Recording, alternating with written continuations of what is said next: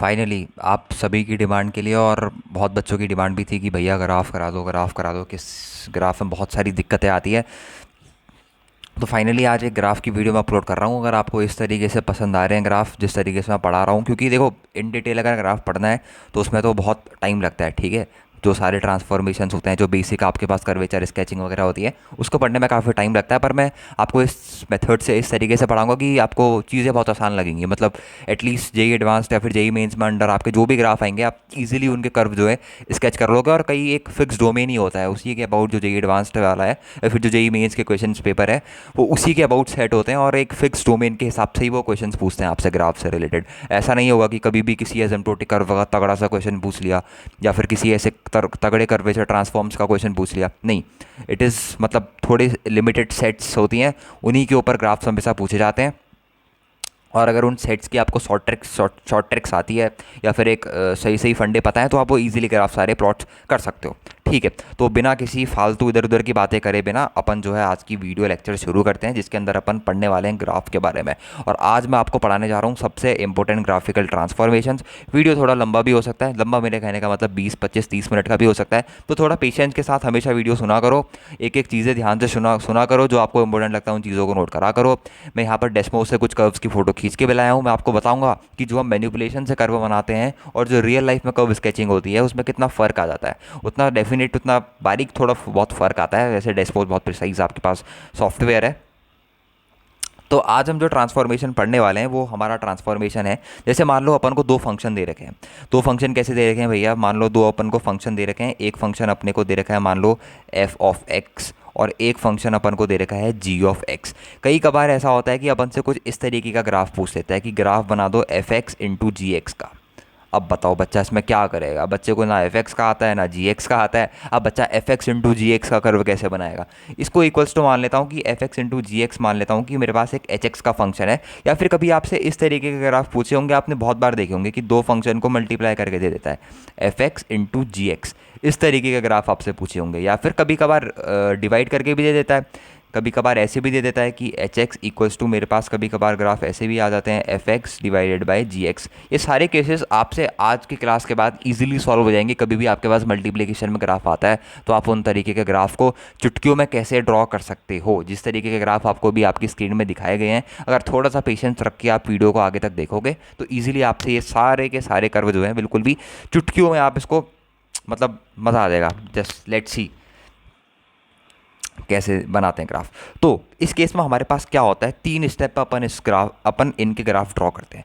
सबसे पहली बात, कोई भी डायरेक्ट अप्रोच हमारे पास नहीं है एफ एक्स इंटू जी एक्स या फिर एफ एक्स अपॉन जी एक्स के टाइप के कर्व को बनाने की। तो अब हम इनके भैया कर्व कैसे बनाते हैं? हमको किसी भी एक फंक्शन की, मेरे पास यहाँ पर दो फंक्शन है, एक फंक्शन है मेरे पास एफ ऑफ एक्स और एक फंक्शन है मेरे पास जी ऑफ एक्स।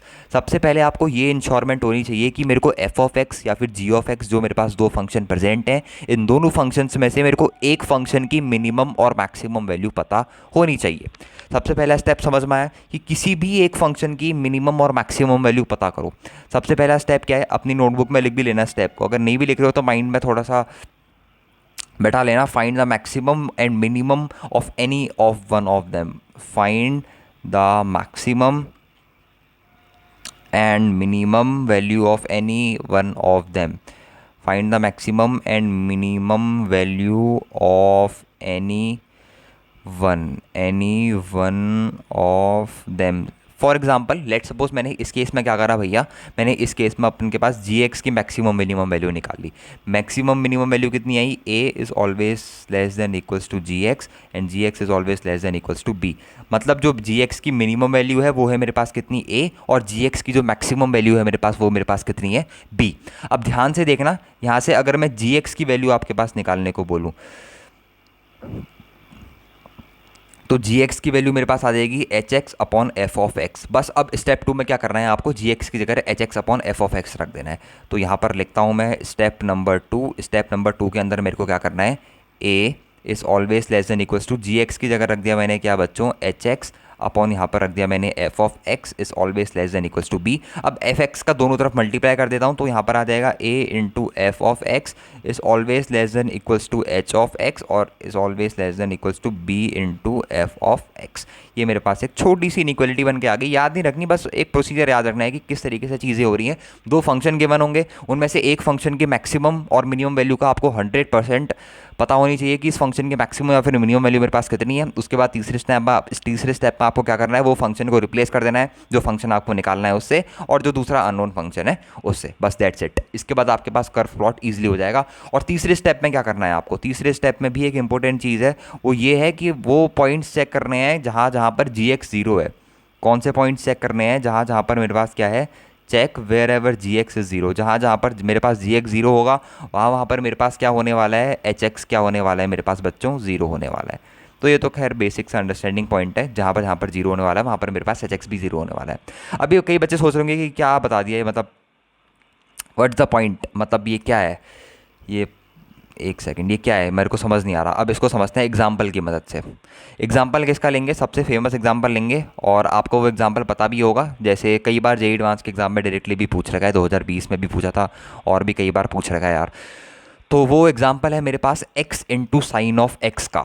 कई बार बच्चे आते हैं और ये जो एग्जाम्पल है जेईई एडवांस में, इसके ऊपर बहुत सारे क्वेश्चन पूछे जाते हैं। या तो क्वेश्चन के कहीं पर बीच में अटका के आपसे पूछा होगा, या फिर कहीं ना कहीं आपसे ये अटका के पूछ ही लिया जाता है, या फिर नहीं भी वो ऐसा आता है तो एटलीस्ट सीख लो कि इस तरीके का कर्व अगर मेरे पास कहीं पर आ जाए तो मेरे को कैसे इस तरीके के कर्व प्लॉट करने हैं। y is equals to x into sine of x. अब ये जो कर्व होते हैं ना, बेसिकली इस कर्व को प्लॉट करने के लिए बहुत ध्यान से सुनना, आपको सबसे पहले एक बाउंड्री बनानी पड़ती है। बाउंड्री जनरेशन कैसे होता है उस चीज़ को देखते हैं। सबसे पहले ये मेरे पास किस तरीके का फंक्शन है, अगर मैं आपको याद दिलाऊं तो ये मेरे पास है h x into f of x into g of x तरीके का फंक्शन है। अब साइन एक्स मेरे पास वो प्राणी है जिसकी मेरे को मैक्सिमम और मिनिमम वैल्यू का अंदाजा है। मतलब इसकी मिनिमम वैल्यू जो होती है वो मेरे पास होती है -1, और इसकी जो मैक्सिमम वैल्यू होती है मेरे पास बच्चों वो कितनी होती है, +1। ठीक हो गया। अब साइन एक्स की जगह मैं कितना रख सकता हूँ, साइन एक्स की जगह मैं रख सकता हूँ मेरे पास y अपॉन एक्स। तो वही मैं रखता हूँ, साइन एक्स की जगह मैं रख देता हूँ अपने पास y divided by x is always less than equals to -1 से लेके +1। तो अब x का दोनों साइड मल्टीप्लीकेशन होगा तो मेरे पास y जो है वो किसके बीच में आ गया, -x से लेके +x के बीच में आ गया। मतलब अब इसके कहने का मतलब ये है बच्चों कि मेरा जो y का जो भी कर्व प्लॉट होगा वो हमेशा किस बाउंड्री में होगा, या फिर उसकी बाउंड्री जो होंगी वो हमेशा किस किस के बीच में फिक्स होंगी, -x एक स्ट्रेट लाइन और +x एक स्ट्रेट लाइन। इसी के बीच में मेरे पास जो होगा वो मेरे पास sin x का कर्व अटका हुआ होगा। मेरी बात समझ में आई? बहुत ध्यान से समझना इस बात को। ये जो आपके पास -x से लेके +x है ना, ये बेसिकली आपके पास बाउंड्री है। किस तरीके की बाउंड्री भैया, इस बाउंड्री के बीच में आपको साइन एक्स का कर्व ड्रॉ करना है। समझ में आया? इस बाउंड्री के बीच में आपको साइन एक्स का कर्व ड्रॉ करना है। मतलब सर समझे नहीं, अब हम आपको ड्रॉ करके बताते हैं।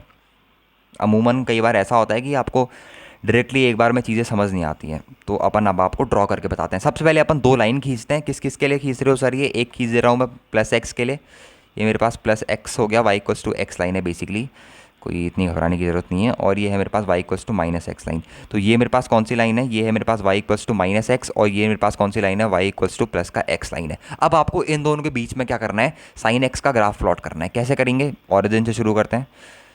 एक मिनट यार, थोड़ी गंदी लाइन बन गई, थोड़ी ऊपर को खींच लेते हैं इस तरीके से। ओके, मज़ा आ गया। ठीक है, अब यहाँ से साइन एक्स ऐसे जाएगा। ये साइन एक्स का वो पॉइंट है जहाँ पर ग्राफ को टच कर रहा है, मतलब ये वो पॉइंट है जहाँ पर साइन एक्स की वैल्यू कितनी होती है, 1 होती है। तो 1 कहाँ पर होती है, π/2 पर 1 होती है। फिर साइन एक्स 0 होता है, 0 कहाँ पर होता है, पाई पे 0 होता है। तो ये पॉइंट कितना आ गया, पाई। अब पाई के बाद फिर 1 कहाँ पर होता है, फिर 1 होता है 3π/2 पे। तो ये पॉइंट कितना आ गया मेरे पास, 3π/2। 3π/2 के बाद फिर 0 कहाँ पर होता है, फिर 0 होता है शायद 2π पे। हाँ, 2π पे 0 होता है, फिर 2π पे 0 होने के बाद उसके बाद ऊपर चला आता है ग्राफ, तो 2π पे। तो ये जो साइन एक्स के मैंने अभी आपको इधर ग्राफ बता रखा है ना, बेसिकली ये ग्राफ क्या है मेरे पास, ये ग्राफ मेरे पास जो है, एक तो इवन फंक्शन है। इवन फंक्शन है तो मेरे पास सिमेट्रिक किसके अबाउट रहने वाला है, ऑरिजिन के अबाउट सिमेट्रिक लेने वाला है। मतलब ऑरिजिन के जो लेफ्ट राइट हैंड साइड में होगा वही लेफ्ट हैंड साइड में होगा। अब ये ग्राफ मैंने कैसे बनाया, ये ग्राफ मैंने कुछ इस तरीके से बनाया। सबसे पहले अपनी बाउंड्री कंडीशन फिक्स करी। बाउंड्री कंडीशन मतलब इसके बीच में ही मेरे पास ग्राफ रहने वाला है, इसके आर पार ग्राफ नहीं आएगा। अब ये जो ऊपर वाली लाइन जा रही है ना, ये लाइन बेसिकली किसको टच करेगी, ये लाइन ऊपर जाके इस चीज़ को टच करेगी, फिर ये नीचे आएगी, फिर ये नीचे जाके इसी लाइन को टच करेगी, फिर ऊपर जाके इसी लाइन को टच करेगी। तो लाइन हमेशा +x और -x के बीच में रहने वाली है। अगर मैं आपको इधर का ग्राफ बना के बताऊं तो पहले एक सेकंड, बहुत गंदा बनेगा आई नो, पर फील को समझना। पहले ऐसे जाएगा, फिर ऐसे जाएगा, फिर ऐसे कुछ इस तरीके से। अब यहाँ पर इसको टच कर रहा है, ये पॉइंट कितना होगा, ये पॉइंट होगा माइनस का पाई/2। यहाँ पर जीरो हो रहा है तो कितना होगा, माइनस का पाई। फिर यहाँ पर टच कर रहा है तो ये पॉइंट कितना होगा, माइनस का 3 पाई/2।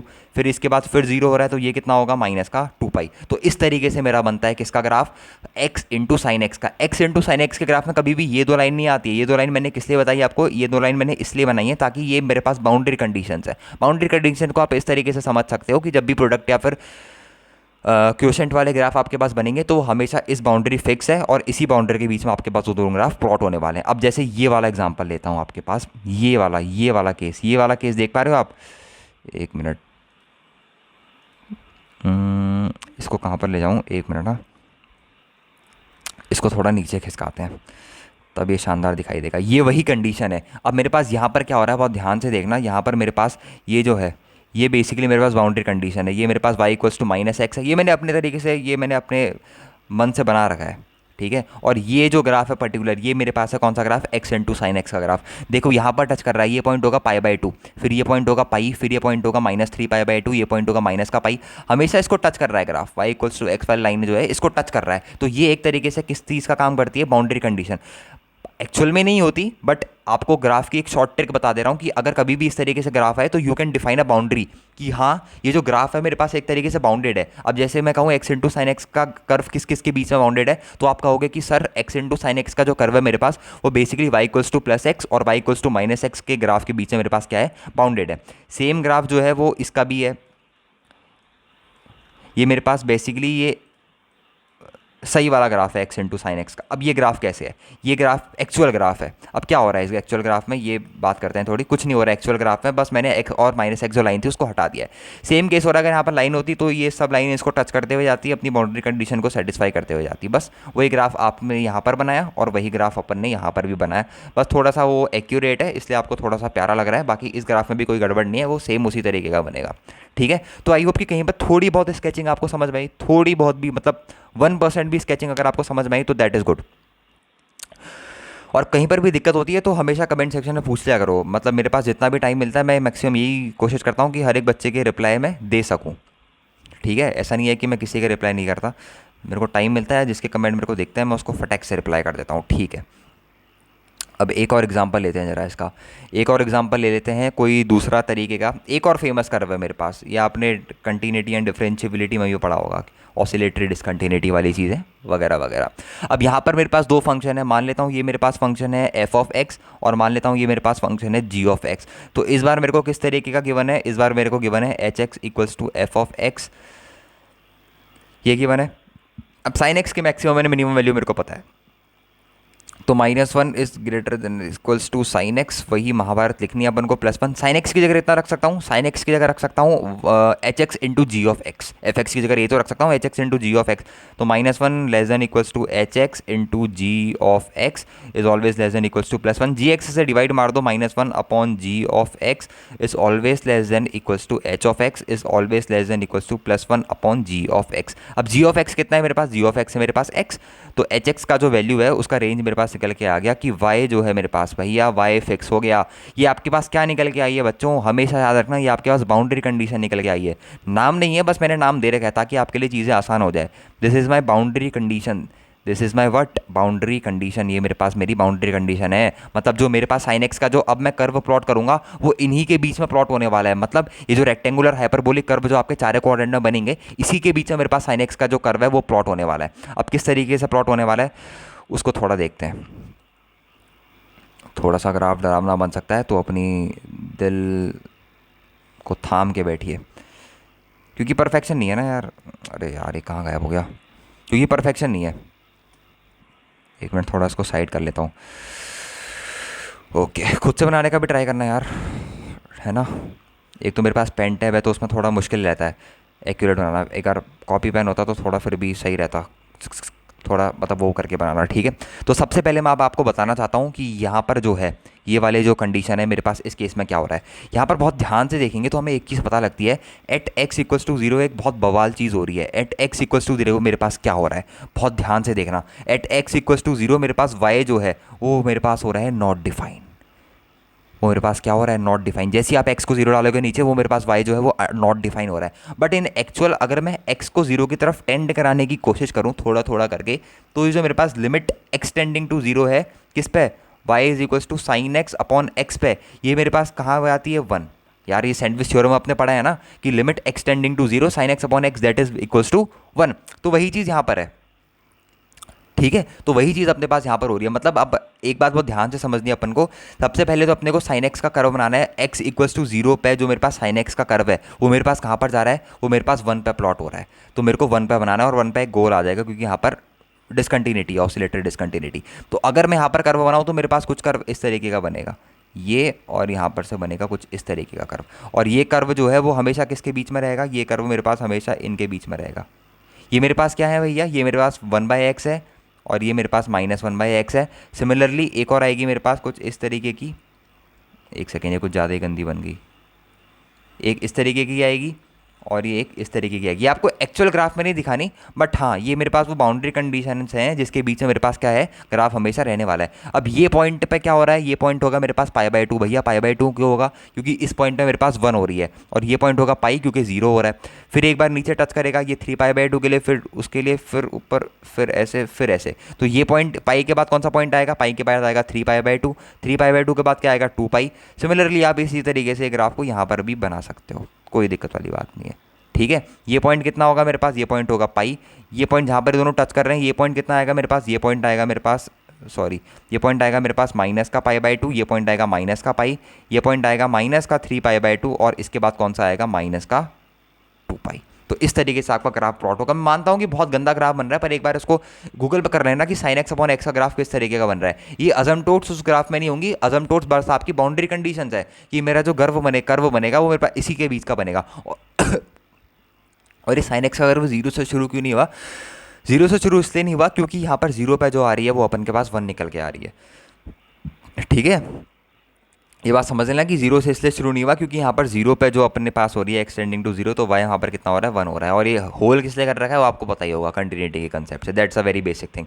अब आपका होमवर्क क्या है कि आपको किस एक फंक्शन मैं देता हूँ, वो फंक्शन है मेरे पास y is equals to e⁻⁻x into sine of x। इसका ग्राफ आपको प्लॉट करके बताना है कि भैया कमेंट में प्रोसीजर लिख देना कि ये प्रोसीजर करा, और बाउंड्री बता देना। अगर किसी को बाउंड्री पता लग गई तो उसके पास ये बहुत इजी हो जाएगा इस तरीके के कर्व को प्लॉट करना। हाँ, और इसका कर्व को प्लॉट करने के लिए आपको जो है वो आपको e⁻x का कर्व, e⁻−x का कर्व, -e⁻−x का कर्व, इन सारे कर्व के बारे में जानकारी होनी चाहिए, ठीक है। तब जाके कर्व बनेगा। अगर नहीं आएगा तो अपन एक वीडियो ले आएंगे जिसमें अपन इस कर्व को भी डिस्कस कर रहे होंगे। और एक दरख्वास्त है कि इंटरनेट में जाके देख लेना कि साइन एक्स अपॉन एक्स का कर्व किस तरीके से बनता है। तो ये थी कर्व स्केचिंग। मतलब इसी तरीके से आप जो है कर्व स्केचिंग करते हैं, और ये कुछ शॉर्टकट्स होते हैं कर्व स्केचिंग के, है ना। ये कुछ शॉर्टकट्स होते हैं, बेहतरीन शॉर्टकट्स होते हैं, और इनको यूज़ करके आप ग्राफ कोई भी चुटकियों में बना सकते हो, ठीक है। तो आज की वीडियो में इतना ही रखते हैं। अगर आपको पसंद आई होगी तो अपन इसके साथ कंटिन्यू करेंगे, नहीं तो कुछ और देखेंगे जो अपन बाकी टाइम करते हैं, क्वेश्चन वगैरह प्रैक्टिस। तो मिलते हैं नेक्स्ट वीडियो में। ओके बाय, तब तक के लिए थैंक यू।